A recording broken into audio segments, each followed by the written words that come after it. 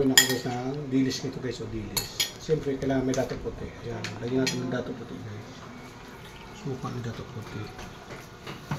Tapos lagyan natin ng asukal. Ano sukal? Asin. Asin to guys, lagyan natin ng asin. Timplan natin ng asin. Tapos lagyan rin natin ng bitsin. Ajinomoto yan guys. Bitsin.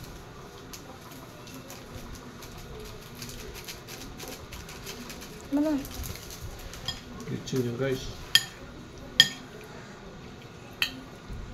Tapos lagyan natin ng ito. Ano to guys?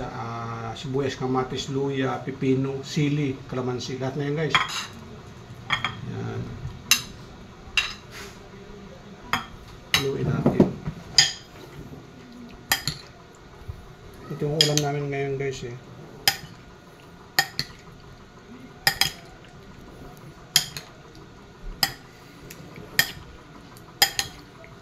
Lubos natin ito.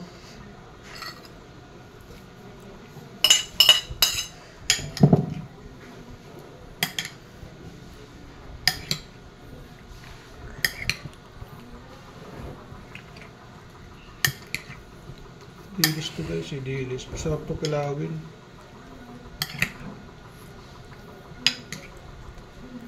Tikman natin guys, tikman natin. Po.